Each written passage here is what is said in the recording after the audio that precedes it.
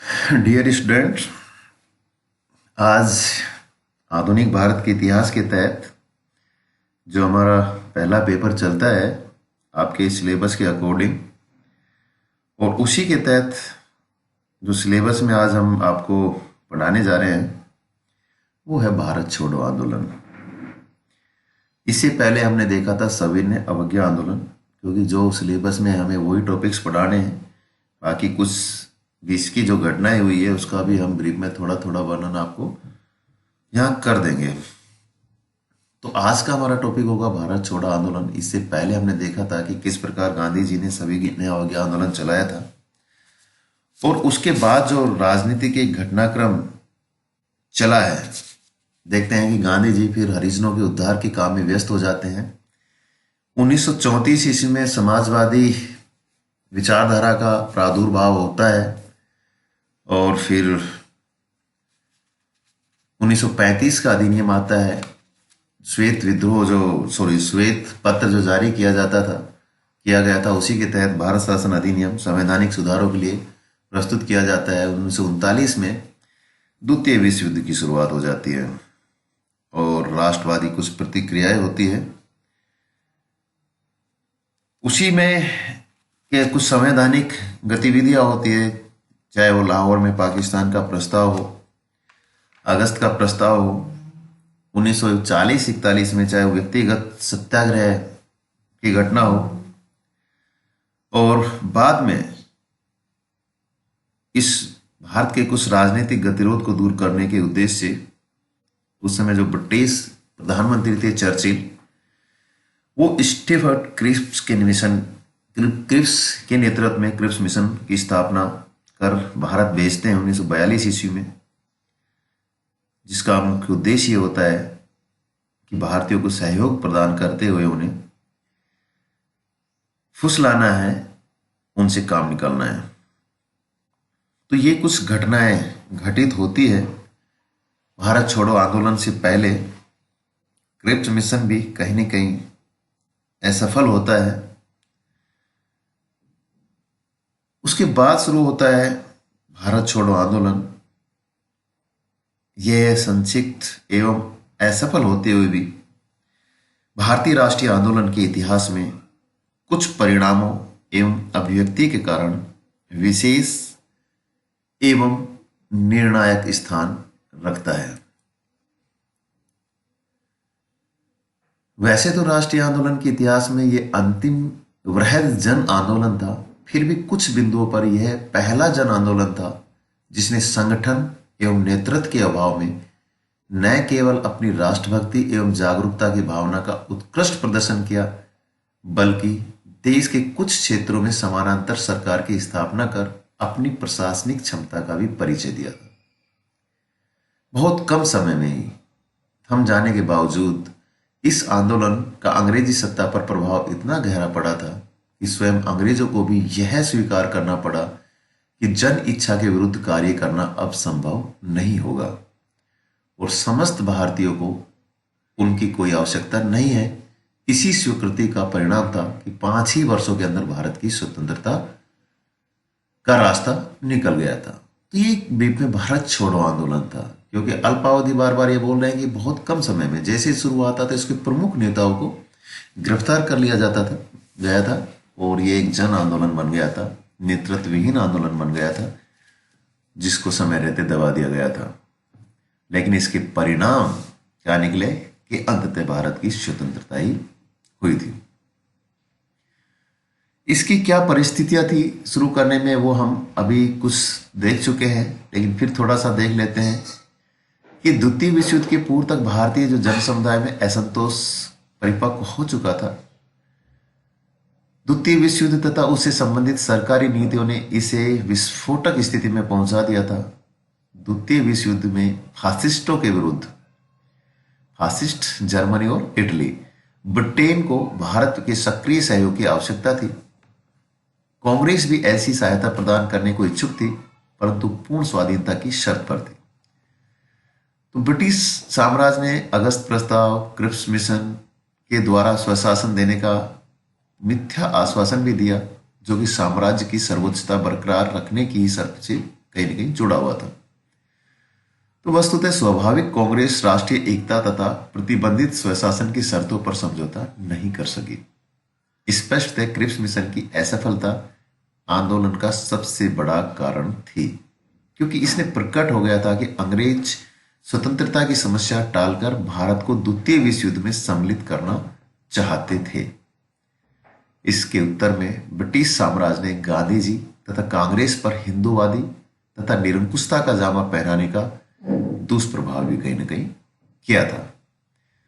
तो ब्रिटिश साम्राज्य के इसी रुख का एक तरह से परिणाम निकला कि भारत छोड़ो आंदोलन की शुरुआत हुई, और इस तरह क्रिप्स प्रस्ताव की असफलता से ब्रिटेन द्वारा प्रजातंत्र की रक्षा का दावा बिल्कुल खोखला सिद्ध हुआ और राष्ट्रवादी अंग्रेजों के मायावी आश्वासनों से मुक्त हो गए।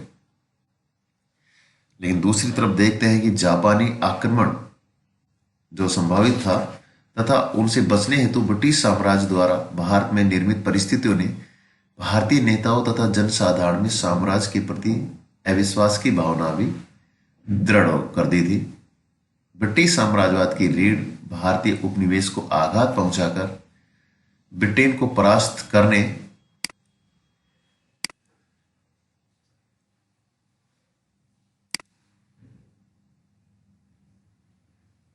और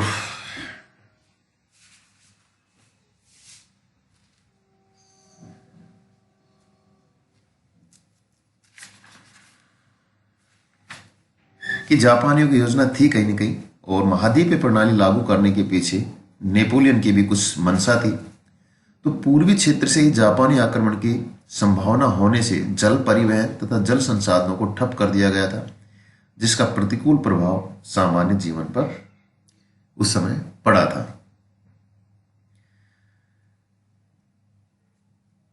उन्नीस तक अंग्रेज श्वेत सर्वोच्चता सिद्धांत से ग्रस्त थे। प्रजाति विभेद की प्रवृत्ति अंग्रेजी विरोधी भावना को उद्वेलित करने में सफल रही थी।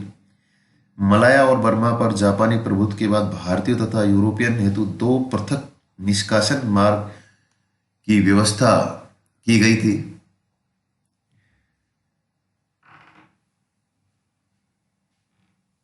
ये कुछ परिस्थितियां उस समय यहां पर बनती है। आंदोलन का स्वरूप यहां हम देख सकते हैं कि ये आंदोलन राष्ट्रीय था, किंतु इनमें प्रांतीयता का समावेश कहीं न कहीं शामिल था, और साथ ही गति जो सर्वव्यापी इसकी नहीं कह सकते थे, क्योंकि कम्युनिस्ट दल और मुस्लिम क्षेत्रों में आंदोलन बहुत सक्रिय नहीं हो सका था। पंजाब, बंगाल इत्यादि क्षेत्रों में कम्युनिस्टों के असहयोग के कारण आंध्र प्रदेश में वही स्थिति थी। अपवाद स्वरूप कम्युनिस्ट तथा मुसलमानों के बहुमत के बावजूद बंगाल के ग्रामीण क्षेत्र, विशेषकर मिदनापुर में ये काफी सक्रिय इसको माना जा सकता है।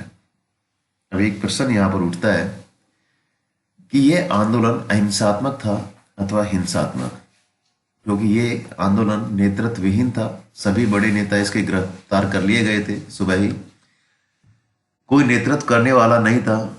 तो काफी जनता उग्र रूप धारण कर लिया था। लेकिन इतिहास में भारत छोड़ो आंदोलन को एक अहिंसात्मक आंदोलन के रूप में देखा जाता है। तो ये प्रश्न बार बार उठता है कि यह आंदोलन अहिंसात्मक था अथवा हिंसात्मक था, और अगर हिंसात्मक था तो इसके जिम्मेवार व्यक्ति कौन कौन थे।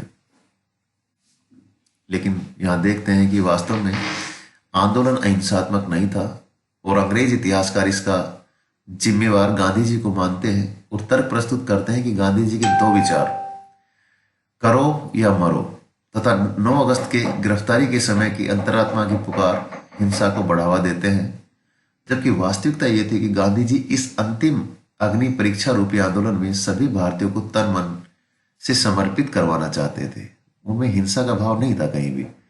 परिस्थितियों की जांच से पता चलता है कि भारतीयों ने आत्मरक्षा हेतु सभी कार्रवाइयां की। वर्धा बैठक तथा बंबई सम्मेलन में हिंसात्मक होने का कोई प्रस्ताव नहीं था। स्वयं अंग्रेजी नीतियां इसकी जिम्मेवार थी। शिक्षण संस्थाओं को बंद कर दिया गया, दमन की कठोरता को प्रश्रय दिया गया, नागरिकों पर हवाई हमले किए गए, और इसके बदले में भारतीयों ने प्रदर्शन मात्र किया था। हिंसात्मक आक्रमण नहीं था कोई भी। अतः हिंसा के प्रति जो जिम्मेवार थे वो अंग्रेजी थे। संचार साधनों को काटना, क्रांतिकारी पर्चे बंटवाना इत्यादि हिंसा से प्रेरित नहीं थे, बल्कि राष्ट्रीय भावना को बरकरार रखना उनका लक्ष्य था। वैसे भी गांधी जी ने आंदोलन की शुरुआत नहीं की, जन समूह द्वारा उसका नेतृत्व प्रभावी न होने पर जनता ने स्वेच्छापूर्वक परिस्थितिवश ये कार्य किया था।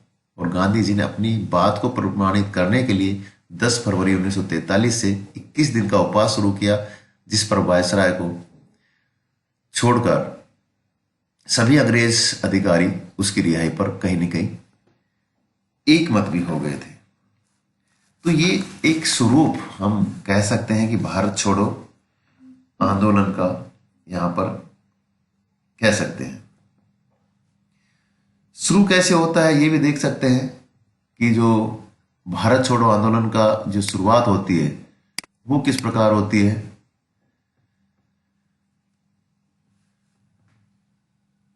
8 अगस्त को प्रस्ताव पारित होता है, किंतु व्यवस्थित रूप से न तो अभी कार्यक्रम ही बना था और न ही संगठन बना था।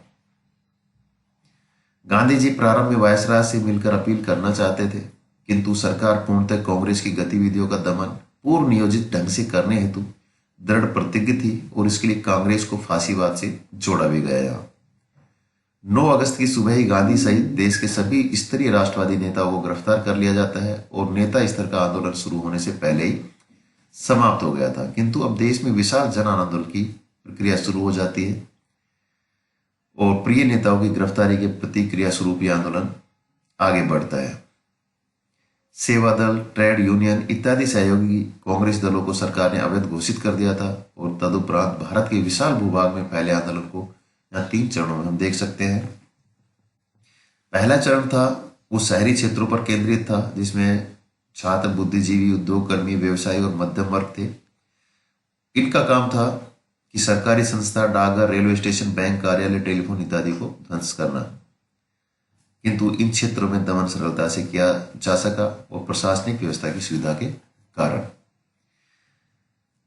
अगला हम देख सकते हैं द्वितीय चरण, जो 15 सितंबर 1942 ईस्वी तक चला था।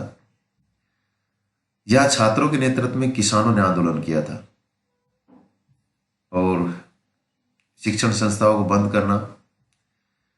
आंदोलन का यहां पे हम चरमोत्कर्ष तामलुक, सतारा, पटना, मिदनापुर आदि क्षेत्रों में देख सकते हैं कि समानांतर सरकारों की यहां स्थापना होती है। इन क्षेत्रों में आवागमन की असुविधा के कारण, संचार साधनों की कमी के कारण दमन की प्रक्रिया में बहुत दिक्कत होती है। मजबूरन अंग्रेजों ने बम वर्षा और हवाई प्रहार जैसे हिंसात्मक तरीकों यहां सहारा लेते हैं, जिससे जनता में हिंसा, बड़ाकुटी और ध्वंसकारी गतिविधियां इसी समय कहीं न कहीं प्रारंभ होती है। तीसरा चरण हम देख सकते हैं वो था 20 सितंबर से अंतिम दिसंबर तक 1942। अभी तक देखते हैं कि अंग्रेजों की दमनात्मक कार्रवाई इतनी क्रूर, अनैतिक और अमानवीय हो गई थी कि बचे हुए राष्ट्रवादियों ने भूमिगत होना ही उचित समझा। वस्तुतः सरकार लोगों को इतना डरा देना चाहती थी कि मन से साम्राज्यवादी विरोधी भावना निकल जाए। आंदोलन अंतिम दिसंबर तक दबा दिया गया और भूमिगत राष्ट्रवादियों यथा अच्युत, पटवर्धन, अरुणा अशरफ अली, राममनोहर लोहिया इत्यादि ने जनता में उत्पन्न राष्ट्रीय चेतना को बरकरार रखने के उद्देश्य से पर्चों के माध्यम से विचारों का प्रचार किया। उषा मेहता के गुप्त कांग्रेस रेडियो एवं पूंजीपतियों की भूमिका यहाँ पे कहीं न कहीं उल्लेखनीय हम कह सकते हैं रही थी। तो ये आंदोलन के 3 चरण थे जो चले हैं। अगस्त 1942 से जो शुरू हुआ था 8 अगस्त से, बाद में 15 सितंबर 1942 तक का, उसके बाद सितंबर से दिसंबर तक का। तो ये बहुत कम समय में ये आंदोलन भारत छोड़ो आंदोलन था, नेतृत्व विहीन था, जन आंदोलन था, लेकिन इसका परिणाम बड़े निष्कर्ष वाले निकले थे। इसका प्रभाव अगर देखा जाए भारत छोड़ो आंदोलन का, तो वो कह सकते हैं कि इसके प्रभाव में